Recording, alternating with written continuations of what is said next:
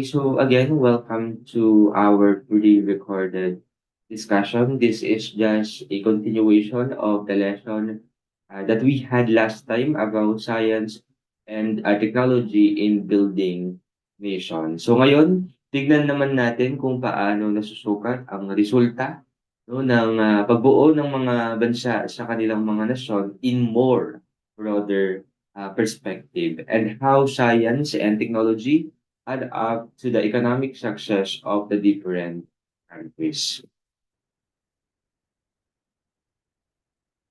Okay, so in this lesson, we will be able to understand how a country perform, especially no, in increasing its economics, and how GDP or gross domestic product and GNP or gross national product help us no, to understand the economic status and progress of a specific country. Mayroon bang improvement no, sa ekonomiya? Yumaman ba ang isang bansa? Paano natin masasabi that there is an economic growth? And also, the highlight of our lesson is answering the question, what are the roles of science and technology in building a nation in global perspective? Okay, it is very important for us to understand the GNP and GDP and how they differentiate, no? Paano sila nagkakaiba?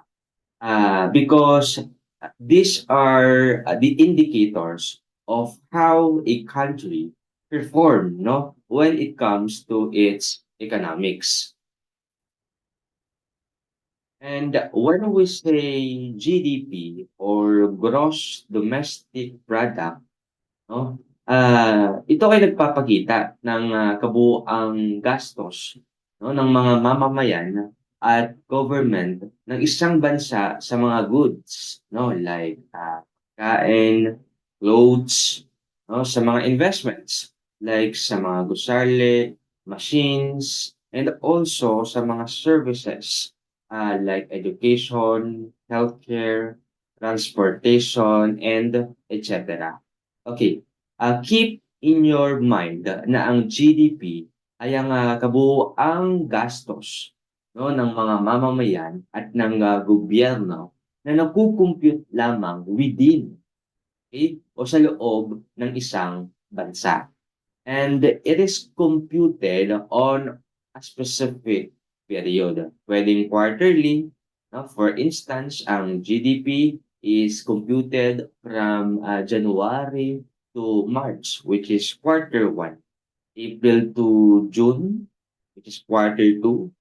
July to September for quarter 3. And October to December for the last quarter. Okay? And aside from quarterly, no, it can be also computed annually. No, if you want long-term data no sa GDP ng isang bansa, pwede natin siyang computin annually, no, from January to December. So mahalaga na nakakalkula natin ang GDP ng isang bansa. It is because, again, it is our indicators of the economic performance of a country. Eh, sir, what if tumaas ang GDP ng isang bansa? Ibig sabihin po ba noon, gumanda ang ekonomiya o bagsak? Okay? Also remember na kapag tumaas ang GDP ng isang bansa, ibig sabihin nun, marami no, ang produkto na nalikha at nag-consume no, ng mga products na yon. Marami din yung mga mamamayan no, na nabigyan ng serbisyo. So nangangahulugan anak na active yung economics at mayroon yung magandang epekto no sa pagtaas ng GDP sa ekonomiya ng isang bansa. Eh sir, what if mababa naman ang GDP?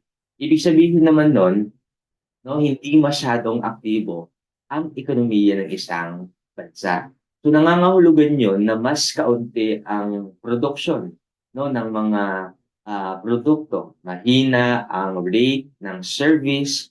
So meron yung apekto, no? O nakakaapekto yon ng negatibo sa kalidad, no, ng pamumuhay at sa pangkabuoang ekonomiya, no, ng isang bansa. So the question now here is how GDP is computed. So nakakalculate natin ang GDP, no, based on the following formula. So we have C, no, which stands for consumption.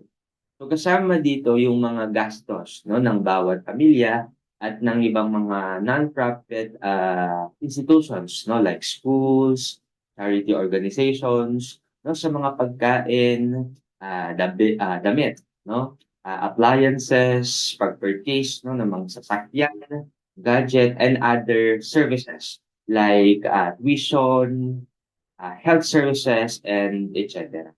Okay? While I naman is for investment, no, gastos naman ito o pamumuhunan sa mga machineries, no, buildings and technologies na in the future ay makapagbibigay ng mas malaking profit o kita, no, sa isang bansa. And next we have G for government spendings. So this include naman yung mga expenses, no, sa government, sa pagpapatayo ng mga paaralan, hospitals, no, transportation infrastructures, para saan? For public services. Okay, kasama din dito, no, yung mga financial assistance na binibigay ng gobyerno sa kanyang mamamayan, like mga assistance for education, assistance for health, no, para sa mga farmers, no, at marami pang uri or type of assistance na para sa welfare, no, ng kanyang mama.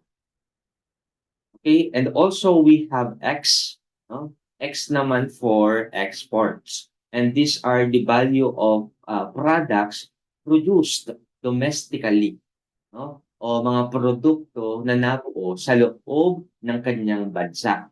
Pero nabenta abroad. Okay? While we have M, which has negative effect, no, sa kabuuang GDP ng isang bansa because nagpapakita ito ng pagtangkilik ng mga mamamayan, no, sa produkto ng mga taga-ibang bansa, no, na inaangkat sa bansa niya. So this is minus, no, to the total GDP of a specific. Okay, so ito yung formula na ginagamit natin in finding GDP. Okay, so I added here an example of the status of our GDP last year, no? 2023. Okay, so for the application of the formula, now we have here C for consumption, and we had 12 trillion pesos, no? That is equivalent to 12 billion pesos, no, for personal spendings on goods and services. And we have I for investment, and we had an estimation of 3 trillion pesos or 3 billion pesos expenses naman, no, for business investment. And we have G for government spendings. So we had an estimation of 4 trillion or 4,000 billion government expenditures. No? And we have X naman for export, and meron tayong worth of 2 trillion or 2 billion pesos worth of products, no, na nailabas at tinangkilik ng ibang bansa. And minus to M for import products from other country na tinangkilik naman nating mga pili. Okay, so we have total of 500 billion pesos or 19.5 trillion GDP, no, in the year of 2023. 2023. Okay, if we are going to compare our GDP noong 2023 to the last previous years, no, kahit papaano makikita natin there is an improvement or there are improvements, no? But as you can see, bagsak tayo noong 2020, no? Negative pa tayo no, noong 2020. So bakit kaya? It is because of the pandemic, 'di ba? If natatandaan niyo, nag-lockdown ang maraming mga bansa na naging dahilan para humina din ang economic activities, no, na mayroon sila. And actually hindi naman ito problema ng ating bansa lamang, no? Marami ding mga bansa na nagsibagsakan ang ekonomiya because of pandemic. Okay, so now let's proceed to the gross national product. Okay, when we say GNP naman, ito ang kabuuang value of goods and services produced in or within a country, which is again the GDP, pero kasama na dito no, yung kinikita ng mga mamamayan natin na nangingibang bansa. So mayroon din silang malaking contribution no, sa yaman ng kanilang parent country. GNP reflects the economic activities of nationals, both domestically and internationally. And just like the GDP, GNP is also computed no, quarterly and annually. Now, para makuha natin ang GNP ng isang bansa, we use this formula. So we have GNP is equals to the GDP plus net income from abroad.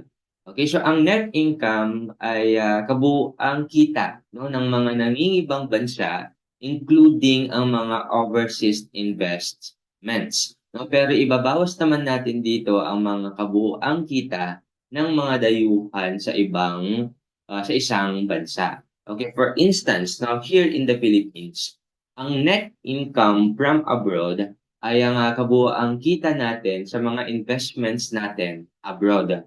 Kasama dito na yung mga sahod na kinikita naman ng mga mamamayan natin na nangingibang bansa na ipinapadala nila sa atin.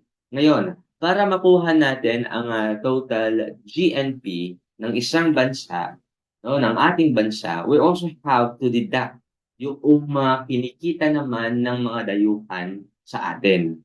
Okay, mula sa mga investments nila at sa mga pagtatrabaho nila sa atin. Okay. Para mas maintindihan natin, naghanda ako dito ng example. So here is the example of the computation no, ng GNP.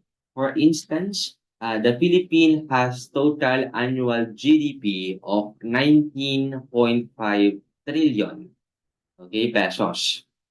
So we add the net income from abroad with a total of 1 trillion pesos minus 2.5 trillion pesos naman na net income ng mga foreigners here in the Philippines. So the difference is 0.5 trillion, which is this. Okay, if we add the 0.5 trillion to the GDP of the Philippines, now the total is 20 trillion pesos, which is now the GNP or the gross national product of the Philippines. Okay, so this is just an example of how GNP is computed. Okay, now let's proceed naman dito sa role of science and technology in economic growth. Actually, this is discussed and emphasized before. Again, because of science and technology, mas nagiging, mabilis ang pagbuo at paggalaw 'no, ng mga produkto. Ito ay, dahil sa automation 'no, ng mga machineries 'no, na ginagamit natin ngayon. And also we have artificial intelligence na today, right? Though it has negative effects 'no, because it lessen human efforts, hindi natin maitatanggi na napapadali nito yung mga gawain natin 'no, o gawain sa isang society. So science and technology also help us 'no, to take care and preserve our environment because we use biotechnology na today and renewable energy. Okay? In agriculture, we use biotechnology 'no, to enhance our farming activities and croppings. Just like for instance, here in the Philippines, tumaas ang productivity natin in our agriculture. 'Di ba noong naimbento ni Dr. Virgilio ang fungus-activated organic fertilizer na nai-discuss natin in the previous recorded video. So this is just an example that science and technology have good effects no in our agriculture. Okay, science and technology also have good effects no in manufacturing, especially in speeding up production. Again, it is because of the advancement in machineries that we have today. And in information and technology, today nagkakaroon ng malaking kita ang mas maraming bansa because of the e-commerce, no? Just like Alibaba in China, no? Amazon here in the Philippines, we have Shopee, Lazada, and etc. Thus, e-commerce, telecommunication, and other digital services has great impact no, to the economic growth of a specific country. And lastly, sa healthcare naman, bumubuti ang kalusugan ng tao because of the advancement no, ng mga medical technologies no, na ginagamit nila. So, mabilis din na natutugunan ang mga suliraning pangkalusugan. Just like for instance, no, the COVID-19 na naresolba natin agad because of the advancement no, sa science and technology. Always remember na ang malusog na mamamayan ay mayroong malaking na iko-contribute sa pagyaman ng kanyang bansa. Okay, so I think this is the end no, of this session. Thank you for your participation. Huwag kalilimutan na i-review lahat ng contents ng video na ito dahil isasama ka ito sa inyong midterm examination. That's all for this session. Thank you so much.